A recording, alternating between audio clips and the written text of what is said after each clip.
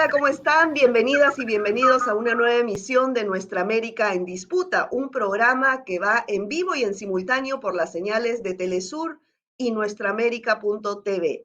Les saluda Verónica Insausti y a partir de este momento les invito a que se conecten con sus preguntas, sus comentarios sobre el tema que vamos a abordar el día de hoy. Bueno, este próximo sábado hay una reunión importantísima vista desde el aspecto geopolítico. Estamos hablando que en México se va a realizar la sexta cumbre de la comunidad de países latinoamericanos y caribeños, donde van a participar y ya han confirmado su asistencia 31 países miembros, dentro de ellos 17 presidentes, 2 vicepresidentes, cancilleres y autoridades de primer nivel, donde además tienen una agenda trascendental para nuestros pueblos y vista desde una perspectiva de bloque geopolítico.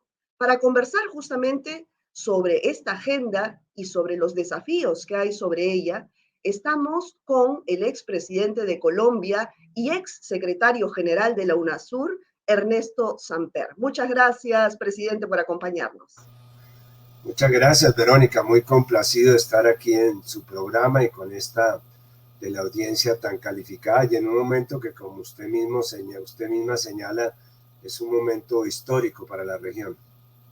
Así es, y como primera pregunta, quiero que nos cuente qué importancia geopolítica tiene esta sexta cumbre que se va a realizar el sábado en México. Quizás para ubicar bien el tema tendríamos que decir que esta importancia está asociada a dos hechos políticos fundamentales.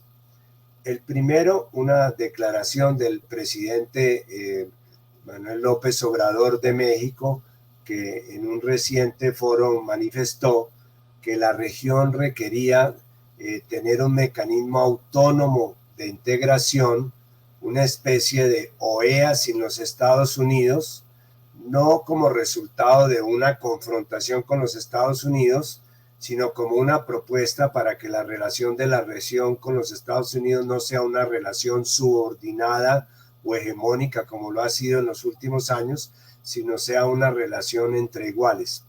Y el segundo hecho político es que hace algunos meses el presidente Alberto Fernández de la Argentina, México tiene hoy la presidencia de la CELAC, se supone que la debe asumir la Argentina para el próximo periodo. El presidente Alberto Fernández propuso en un plenario del Grupo de Puebla, en el cual yo participo con otros expresidentes y cancilleres, que trabajáramos una propuesta de convergencia para que los 10 mecanismos de integración subregional, podemos hablar más adelante de ello, que hoy día actúan en la región latinoamericana, pudieran encontrar una sombrilla común en la CELAC, que es en este momento el único mecanismo de integración que nos agrupa a los 34 países latinoamericanos sin ninguna excepción. Sí, y justamente, bueno, hay varios temas en la agenda, dentro de ellos ha nombrado alguno usted, pero vamos por partes, ¿no? Lo primero es la iniciativa esta de relacionarse con otras regiones desde vista de una perspectiva como bloque. ¿Va a ser muy difícil lograr esto con gobiernos de ideologías diferentes? Bueno, son dos respuestas para la misma pregunta. Lo primero es que si logramos hacer un acuerdo alrededor de la CELAC para encontrarnos como mecanismo de integración, tiene que ser un acuerdo en el cual dejemos a un lado nuestras ideologías. La integración no puede ser un escenario de confrontación ideológica. Yo lo viví como secretario general de UNASUR. Había en UNASUR países gobernados por por partidos de distintas ideologías. Jamás en las mesas que yo presidí o las mesas que se hicieron de integración se puso por delante el tema o la prioridad o la preferencia ideológica por encima de los intereses de la región. Otra cosa distinta es que no haya reflexiones de carácter político.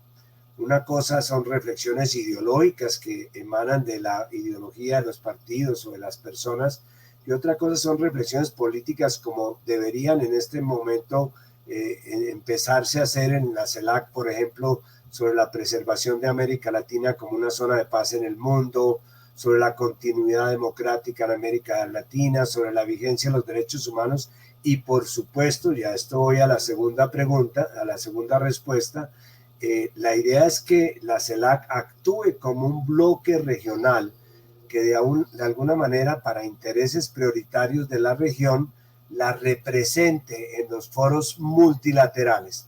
Nosotros hemos planteado la necesidad de fortalecer en medio de este renacer de potencias hegemónicas de las cuales se habla normalmente, que China, que Estados Unidos, creemos que la respuesta es fortalecer el multilateralismo. Y para fortalecer el multilateralismo a través del sistema de Naciones Unidas se requiere reformar las Naciones Unidas. Y esta reforma pasa, una de las propuestas por lo menos es que ya no se vote país por país, los 180 o casi 200 países que están hoy día en el seno de Naciones Unidas, sino que se conformen bloques regionales para que las regiones actúen a través de bancadas, con voceros de las bancadas y se puedan mucho más fácilmente lograr consensos multilaterales.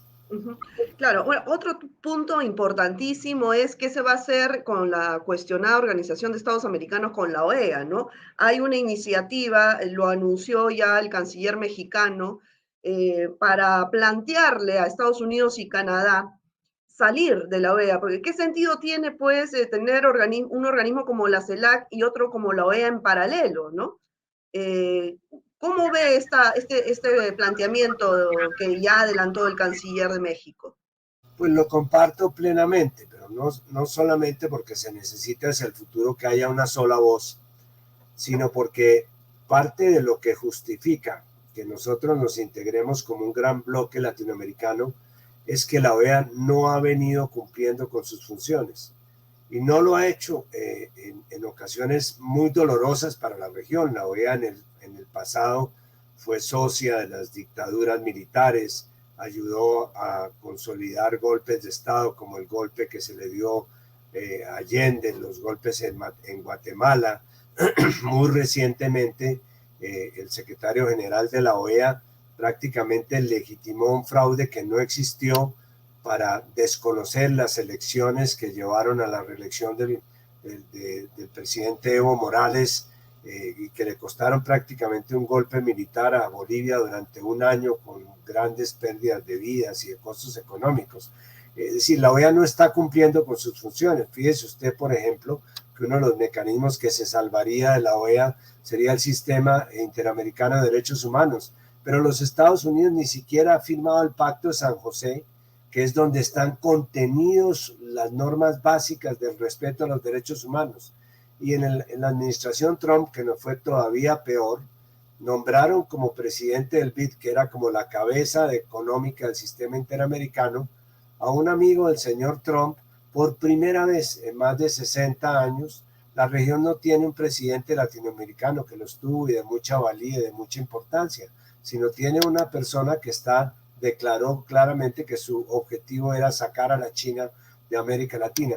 ¿Cómo puede uno confiar en un organismo de integración que tiene como objetivo establecer y consolidar una relación hegemónica de los Estados Unidos respecto a la región, que se vio claramente en la conformación de este grupo que se llamó PROSUR, que era un club de países de derecha cuyo objetivo en términos de relaciones internacionales era sintonizar las prioridades de sus países con las prioridades de la política exterior norteamericana. Ahora, ¿hay consenso de los gobiernos que van a reunirse este sábado en México para viabilizar esa salida de la OEA y consolidar la CELAC? No sé en este punto concreto si pueda avanzarse hasta allá, pero sí creo percibir que hay una voluntad política de todos los gobiernos de que así no podemos seguir.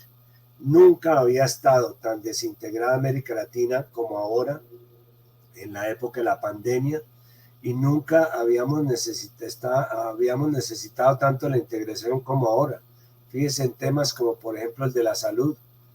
¿Cómo podemos explicar que América Latina tenga el 30% de los fallecimientos por el COVID-19 del mundo cuando solamente representamos el 8% de la población?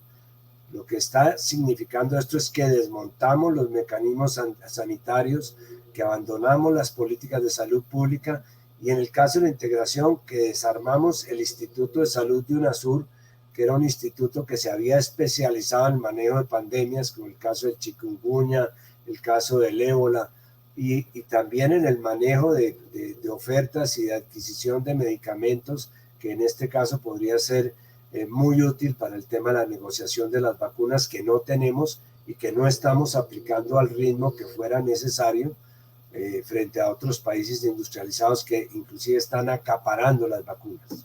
Bueno, ya estamos en el segundo año de la pandemia y recién se va a plantear esto en la cumbre para justamente ver cómo tratar la crisis sanitaria desde una perspectiva de bloque, pero ¿por qué no se avanzó esto antes? Como usted bien dice, en UNASUR, lo poco que se pudo avanzar se retrocedió por intereses lamentablemente políticos de algunos gobiernos. Entonces, ¿cómo hacer para que las políticas públicas trasciendan a los intereses políticos partidarios frente a estas situaciones tan importantes para nuestra población? Bueno, esa es una muy buena pregunta, porque también tendríamos que decir, para que el análisis sea absolutamente objetivo y justo, que si estamos hablando de que la CELAC sea el mecanismo, digamos, como el Vaticano de la integración, que reúna a los 10 mecanismos de integración subregional, no que los liquidemos, sino que en un proceso concertado vayamos identificando lugares comunes, eliminando duplicidades y asignando responsabilidades especiales, los 3 factores, tendríamos que llegar a que fuera una nueva CELAC. No es esta CELAC la que nos sirve.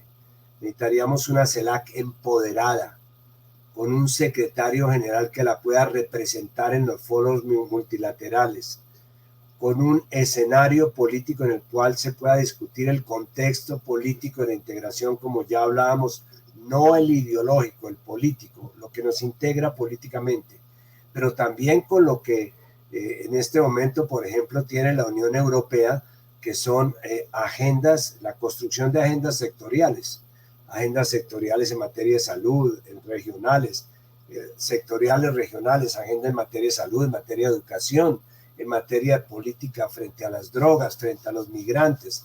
Es decir, que se puedan crear grupos ministeriales y grupos ad hoc para estudiar temas que tengan que ver con la integración, que el tema de la construcción de la ciudadanía, que el tema de los migrantes, que el tema de la infraestructura, que el tema del conocimiento, que el tema de la homologación de títulos profesionales.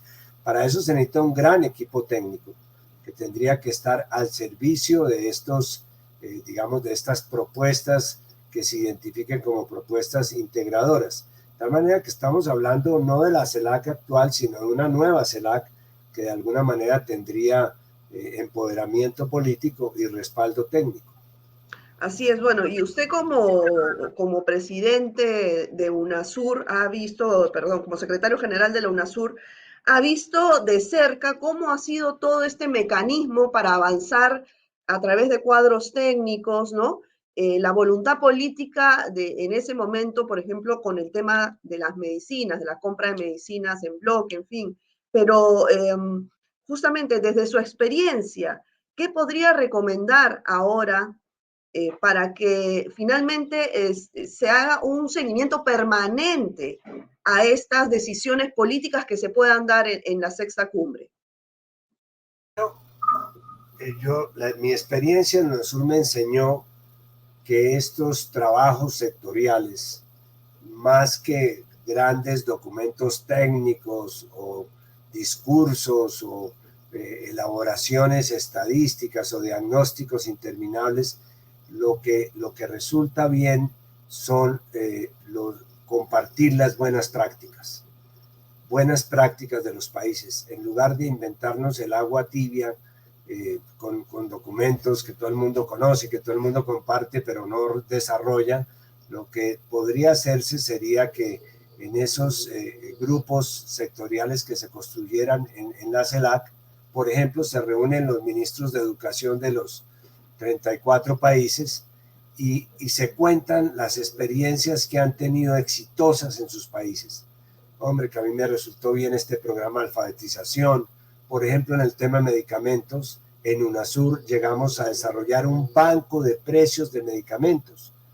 Tomábamos los medicamentos en los 12 países por sus componentes químicos, olvidándonos de su nombre comercial, y veíamos cuánto costaba cada medicamento en cada país, y encontramos que había diferencias hasta de 14 y 15 veces del mismo medicamento vendido en distintos países. Y entonces impusimos unos decretos para que cada país reglamentara que compraba al mínimo precio al cual se vendiera ese medicamento en la región.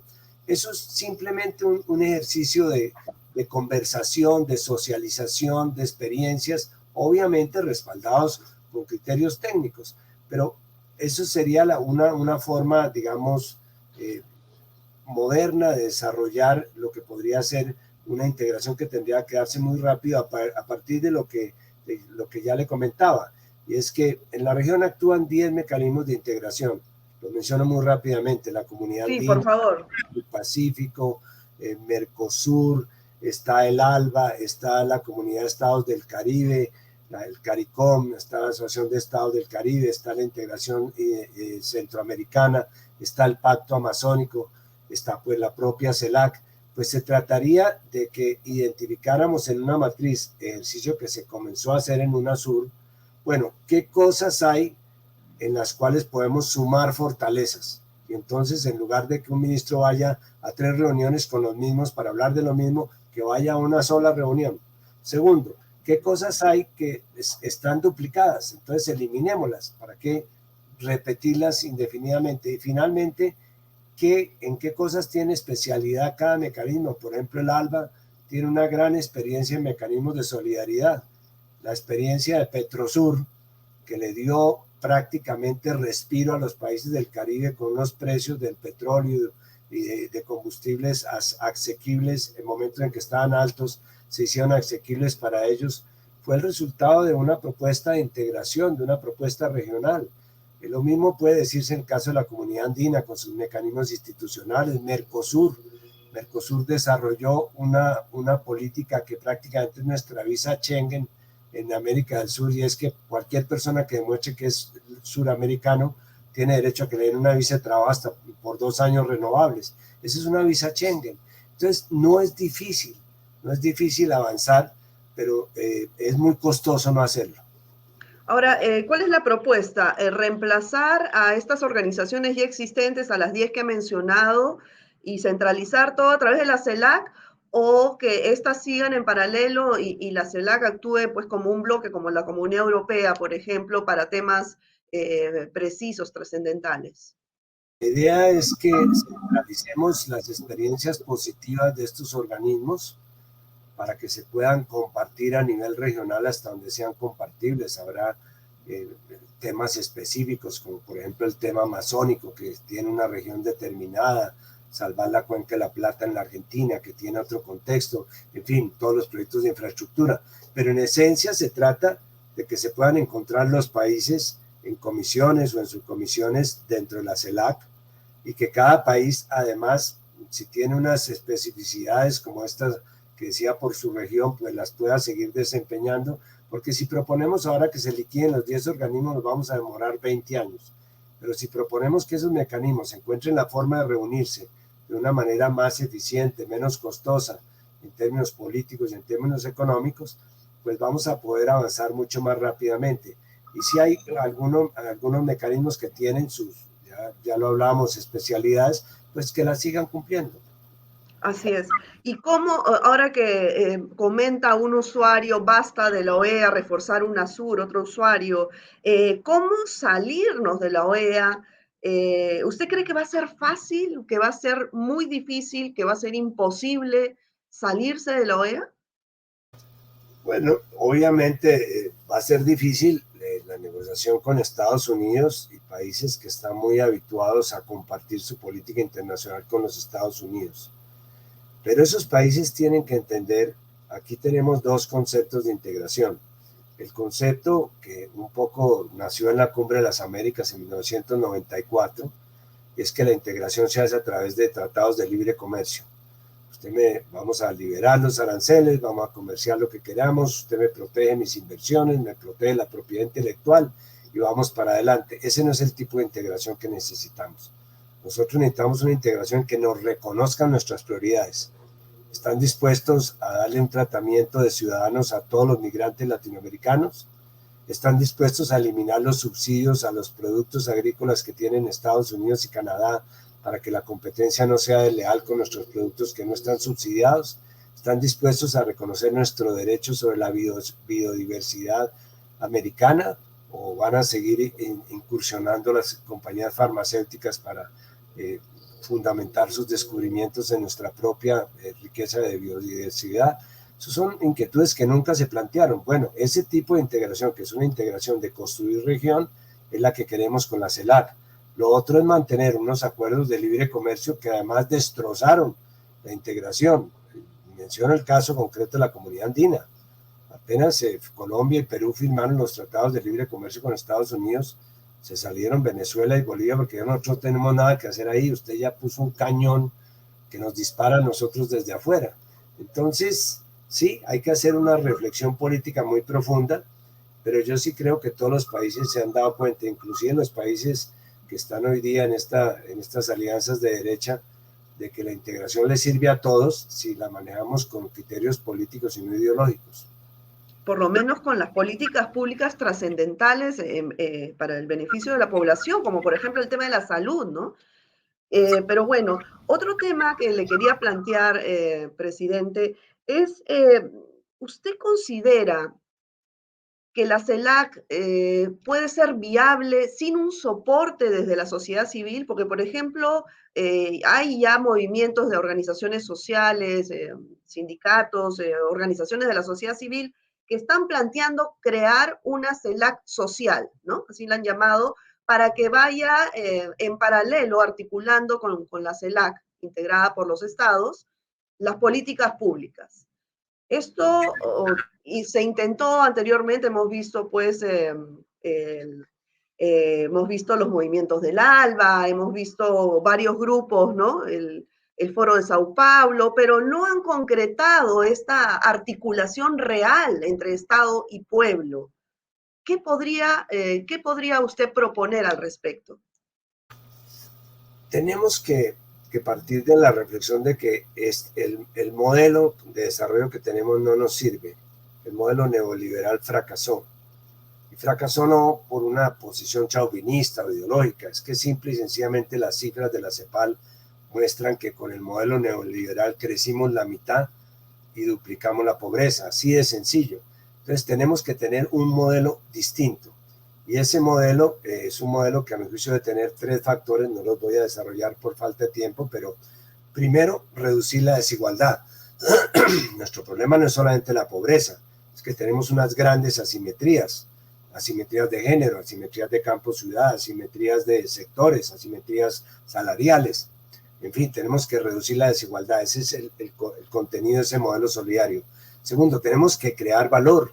No podemos seguir viviendo lo que le sacamos a la tierra por debajo, por encima, porque nos montamos entonces en unos ciclos enloquecidos de precios y no estamos aportando nada. Tenemos que crear valor, reindustrializar la región, que la economía campesina sea tenida en cuenta, volver a producir nuestros alimentos, pero creando valor y encadenamientos productivos. Y tercero, tenemos que construir ciudadanía, es decir, tenemos que crear unas nuevas condiciones de gobernabilidad. Allí es donde ya no nos sirve solamente esta diferencia entre Estado y mercado para diferenciarnos qué tipo de Estado queremos, qué papel le damos al mercado, sino que entra otro tercer actor, que es la sociedad civil. Y esa sociedad civil está representada virtualmente por las redes y realmente por las organizaciones sociales, por los movimientos sociales, que son a propósito los que están manifestando en este momento, no son los partidos. Son los movimientos sociales y los mismos ciudadanos, hay ciudadanos bueno, de a pie. hemos visto lo que ocurrió hace poco en Chile con la elección de los integrantes de la Asamblea Constituyente. La mayor cantidad de los integrantes vienen justamente desde la sociedad civil, de organizaciones, y no de partidos políticos, ni de derecha ni de izquierda, ¿no? Eso es un poco lo que está ocurriendo en el resto de Latinoamérica y el Caribe. Así es, y es una asamblea constituyente, la primera asamblea con equidad de género. Y además el 56% de los diputados son individuales y no se conocían entre sí. Eso es una explosión democrática. Entonces, para terminar este planteamiento, necesitamos Estado, necesitamos mercado y necesitamos la sociedad civil para el proceso de integración. Necesariamente las organizaciones sociales tienen que estar participando en las decisiones, expresando sus conceptos como una especie de eje transversal. Yo diría que aquí hay 3 ejes transversales que no se pueden evitar. El eje de género, que la región está muy mal en género, en equidad de género. El eje ambiental, porque el tema ambiental va a ser el gran tema. Si la crisis del COVID fue la llegada de una crisis biológica, esa crisis biológica se puede seguir manifestando a través de la crisis climática.